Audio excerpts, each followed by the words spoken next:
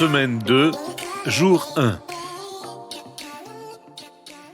Bonjour et bienvenue à notre série d'études méditatives Dieu au quotidien sur la lettre de Paul aux Romains en compagnie de Tom Holliday.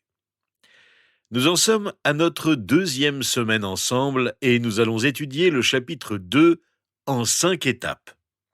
La lettre aux Romains contient de nombreux thèmes et concepts que nous risquons d'oublier au fur et à mesure que nous progressons dans notre méditation. Pour ne pas perdre le fil de notre réflexion, à chaque étape de notre étude, je vous propose donc de prendre quelques minutes au début de chaque semaine pour faire le point sur ce que nous avons abordé les jours précédents dans ce livre fascinant. La semaine dernière, nous avons mentionné que la lettre aux Romains est un livre qui change le cours de l'histoire, et que nous avons la capacité de changer l'histoire si nous parvenons à comprendre la vérité de Dieu. Nous avons dégagé le plan de l'Épître aux Romains, qui nous aide à comprendre la vérité sur le péché, le salut, la sanctification, la souveraineté de Dieu et le service. Sur le péché, des chapitres 1 à 3. Sur le salut, du reste du chapitre 3 au chapitre 5. Sur la sanctification et notre croissance, des chapitres 6 à 8. Sur la souveraineté de Dieu, des chapitres 9 à 11. Et enfin sur le service, des chapitres 12 à 16. Nous sommes à présent au milieu des chapitres 1 à 3 de l'Épître aux Romains.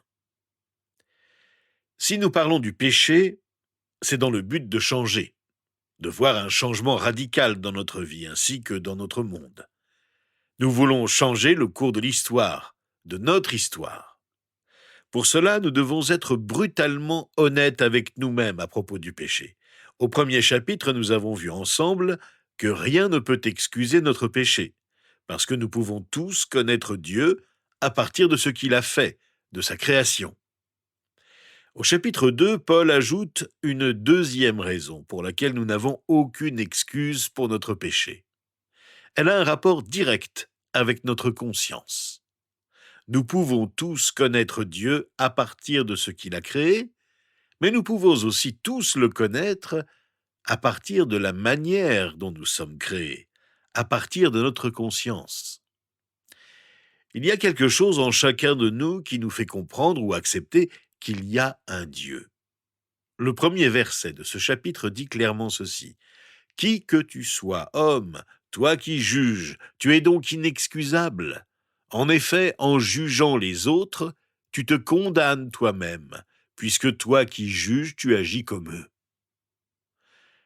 Le deuxième chapitre parle de celui qui ose porter un jugement sur les autres. Il existe beaucoup de confusion à propos du jugement dans le monde, et ce passage explique la différence entre juger les autres et faire confiance à Dieu, qui est le seul à pouvoir juger. Si vous conduisez sur la route et que vous voyez un panneau indiquant « Danger, pont submergé », l'une des pires choses que vous puissiez faire est de penser que ce panneau ne vous concerne pas, mais qu'il s'adresse à quelqu'un d'autre. Lorsque nous parlons de jugement, nous parlons en fait d'un péché auquel nous sommes tous exposés et qui empêche beaucoup de connaître le vrai Dieu, de comprendre qui il est et ce qu'il veut faire. Mais de quel jugement s'agit-il et comment y faire face ? Nous ne voulons sans doute pas juger les autres, mais nous finissons très souvent par porter un jugement sur les autres. Alors, à quoi faut-il prêter attention ? Tout d'abord, dit Paul, prenez garde à ne pas condamner les autres tout en vous excusant vous-même. Qui n'est pas tenté de le faire ? Nous l'avons tous fait depuis notre enfance, en pointant du doigt quelqu'un d'autre, en espérant éviter que la faute retombe sur nous. Peut-être le faites-vous en ce moment même. L'apôtre Paul était bien placé pour le savoir, lui qui était pharisien avant de suivre Jésus-Christ. Les pharisiens étaient un groupe de religieux juifs très stricts. Beaucoup se croyaient supérieurs aux gens du peuple et les jugeaient avec mépris. Ils respectaient à la lettre toutes les lois de l'Ancien Testament, mais ils étaient très critiques envers ceux qui ne le faisaient pas. Paul connaissait et comprenait certainement l'attitude dont il parlait. Il savait qu'en fait, chaque fois qu'on juge les autres, on se juge soi-même. Vous vous souvenez peut-être de l'histoire de David et du prophète Nathan dans l'Ancien Testament. David avait commis un péché d'adultère avec Bathsheba, l'épouse d'un militaire appelé Uri. Puis il avait fait en sorte que son mari soit placé au front d'une bataille au cours d'une guerre avec un ennemi pour s'assurer qu'il soit tué au combat. Deux péchés, le péché d'adultère et le péché de meurtre. Le roi David poursuivait sa vie et ses activités comme si de rien n'était. Mais un jour, le prophète Nathan est allé le voir et lui a raconté l'histoire d'un homme qui n'avait qu'une seule brebis. Un autre homme de son voisinage lui a volé cette brebis alors qu'il en possédait lui-même beaucoup. David, croyant que l'histoire était vraie, a réagi avec fureur, lui qui était berger pendant sa jeunesse. « Mais qui est donc cet homme » a-t-il demandé. Nathan lui a répondu « Cet homme, c'est toi. » En fait, en jugeant ce voleur, David portait indirectement un jugement sur sa propre conduite à l'égard d'Uri. Voilà le danger à éviter. Nous essayons de cacher nos propres péchés en jugeant ceux des autres. Derrière notre attitude de jugement se cache aussi un mépris du plan de Dieu, comme le soulignent les versets 2 à 4 du chapitre 2 de la lettre aux Romains, qui disent « Nous savons que le jugement de Dieu contre ceux qui agissent ainsi est conforme à la vérité. Et penses-tu, toi qui juges les auteurs de tels actes et qui les fais aussi, que tu échapperas au jugement de Dieu ? Ou méprises-tu les richesses de sa bonté, de sa patience et de sa générosité en ne reconnaissant pas que la bonté de Dieu te pousse à changer d'attitude ? Nous voulons que Dieu agisse rapidement pour juger et punir les péchés des autres, surtout s'ils nous ont fait du mal, mais pas les nôtres. Pourtant, avez-vous noté ces trois aspects importants du plan de Dieu dans ces versets ? Sa bonté, sa patience et sa générosité. Nous réagissons avec dureté lorsque nous constatons les fautes des autres. Mais le plan de Dieu est différent du nôtre. Son attitude est bouleversante. Il se soucie avec bonté de ceux qui ont péché et veut qu'ils retournent vers lui en changeant de comportement. La bonté de Dieu nous conduit à la repentance. Dieu, qui ne tolère pas le mal, est généreux au point de supporter le mal que nous faisons avec patience, en attendant que nous nous repentions. Voilà l'attitude que nous devons adopter. L'écrivain écossais Thomas Carlyle a dit un jour « Les hommes insensés imaginent que parce que le jugement d'une chose mauvaise est retardé, il n'y a pas de justice, mais seulement des accidents ici-bas. » En fait, le jugement d'une chose mauvaise est souvent retardé d'un jour ou deux, d'un siècle ou deux, mais il est aussi certain que la vie, aussi certain que la mort.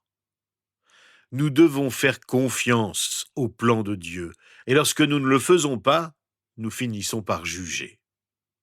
Il existe une troisième marque distinctive d'un esprit de jugement dans ce passage. Il s'agit de notre entêtement. Au verset 5, Paul dit « Par ton endurcissement et ton refus de te repentir, tu t'amasses un trésor de colère pour le jour où Dieu révélera sa colère et son juste jugement. » Voilà notre véritable problème. Vous et moi jugeons les péchés des autres parce que nous sommes têtus. Nous ne nous repentons pas de nos propres péchés. Jésus nous a enseigné que ce sont ceux qui reconnaissent à quel point ils ont été pardonnés qui sont les plus compréhensifs envers les autres. Mais ceux qui sont les plus têtus à propos de leurs propres péchés et ne les reconnaissent pas sont généralement les plus déterminés à juger les autres. Ceci dit, je vous invite à ne pas vous laisser prendre au piège de la confusion qui existe aujourd'hui dans notre culture à propos du jugement des autres. Je peux bien sûr dire que ce que quelqu'un fait est mal, sans pour autant porter de jugement sur sa relation avec Dieu ou sur son éternité. Ne pas juger les autres ne veut pas dire que je ne peux jamais dire qu'un acte est bon ou mauvais. Ne pas juger signifie simplement que je n'ai pas le droit de porter de jugement sur la relation des autres avec Dieu, sur leur éternité avec Dieu ou sur leur salut. Dieu est le seul juge ultime. Ne pas juger ne signifie pas que nous devons ignorer la vérité et excuser les péchés. Cela signifie que nous devons aimer les autres comme Jésus l'a fait.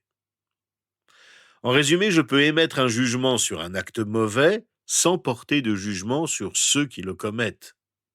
Voilà une phrase que nous pourrions mémoriser. Faire preuve d'un bon jugement, c'est tout simplement être honnête à propos de mon péché et de celui des autres. Juger les autres, c'est vouloir usurper le rôle de Dieu. C'est aussi se cacher derrière le péché des autres. On parle de la méchanceté des autres pour se mettre soi-même en valeur. Il est plus facile de pointer du doigt les fautes des autres que de reconnaître humblement les siennes. Alors que nous terminons ce moment ensemble, parlons à Dieu de notre esprit de jugement. Reconnaissons à quel point il est facile de se laisser tenter de juger les autres. Nous pourrions simplement prier ainsi. Seigneur, je l'admets, il m'arrive d'avoir un esprit de jugement. Il m'est facile de tirer des conclusions hâtives. Il m'est facile de penser au pire. Il m'est facile de me gonfler d'orgueil en rabaissant les autres. Mais je veux te remercier pour ce que tu es, mon Dieu, et j'aimerais te ressembler. Dieu, merci pour ta générosité, merci pour ta patience, merci pour ta bonté. Aide-moi, je te prie, à aimer les autres comme tu m'aimes. Réponds-moi. C'est au nom de Jésus que je t'adresse ma prière. Amen. Demain, nous parlerons ensemble du remède à notre esprit de jugement, que nous découvrirons au verset 6 à 10 du chapitre 2 de la lettre aux Romains.